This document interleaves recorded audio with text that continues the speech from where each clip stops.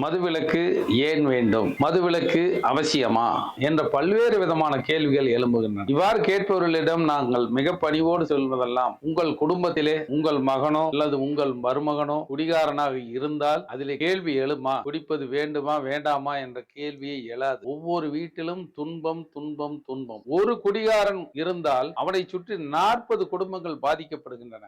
அவனுடைய தாய், தங்கை, அக்கா, அண்ணன், தம்பி, இப்படி அவன் ஒரு மனிதன் தனி மனிதன் அல்ல. அவனை சுற்றி 40 உறவினர்கள், நண்பர்கள் அனைவரும் இருக்கின்றார்கள். அத்தனை பேரும் பாதிக்கப்படுகிறார்கள். இன்று தமிழக அரசுக்கு வருமானம் 55,000 கோடி என்கின்றார்கள்.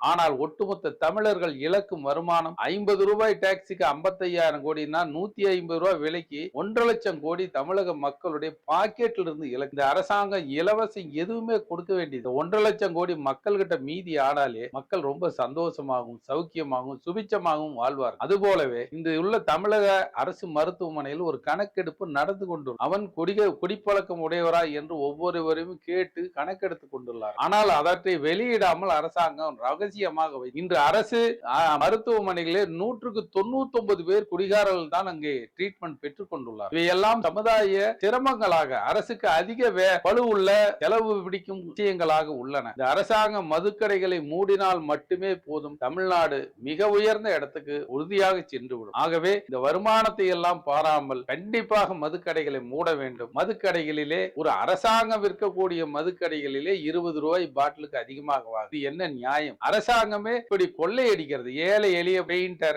ஆசாரி, மூட்டை துமக்கவன்லாம் கஷ்டப்பட்டு காலையிலிருந்து சாயந்தரம் வரை கஷ்டப்பட்டு வேலை செய்து தன் உடல் வலியை போக்குவதற்காக வந்து ஒரு குவார்டர் வாங்குறான். அவகிட்ட 20 ரூபாய் திருடி திங்கிறது எந்த விதத்துல மிக கேவலமான ஒரு விஷயமாக தெரிகிறது. இந்த மாதிரி எல்லாம் இந்த அரசாங்கம் நடக்கணுமா? இதுலதான் மாவட்ட ஆட்சியரும், எஸ்பி, முதலமைச்சர் எல்லாரும் பங்கு போட்டுக்கிட்டு வெக்கமில்லை. இதை விட ரோட்ல ஒரு துண்டு போட்டு பிச்சை எடுத்து இவர்கள் எல்லாம் திங்கலாம். மிகப்பெரிய அவமரியாதையை ஏற்படுத்தி கொண்டுள்ளார்கள். ஆகவே அரசாங்கம் உடனடியாக இந்த மதுக்கடைகளிலே அதிக விலைக்கு விற்பதை உடனடியாக தடுக்க வேண்டும். மதுக்கடைகளை முழுமையாக மூடி பூரண மதுவிலக்கை அமல்படுத்த வேண்டும். அப்படி செய்தால் நாட்டிலே கொலை, கொள்ளை, கற்பழிப்பு போன்ற கொடும் துயர்கள் நீங்கி மக்கள் அனைவரும் நலமோடு வாழ்வார்கள். ஆகவே பூரண மதுவிலக்கை கட்டாயமாக அமல்படுத்த வேண்டும். வரக்கூடிய தேர்தலிலே தாய்மார்கள் அனைவரும் எங்கள் ஓட்டு மேட்டும் என்றால் மதுவிலக்கை அமல்படுத்துவீர்களா, மதுக்கடைகளை மூடுவீர்களா என்ற கேள்வியை எழுப்புவார்கள். அரசியல்வாதிகள் வேறு வழியின்றி மூட வேண்டிய ஒரு கட்டாயமான நிலையை நாங்கள் உருவாக்கும். அதற்கு பெரியோர்கள் அனைவரும் ஆதரவு தர வேண்டும்.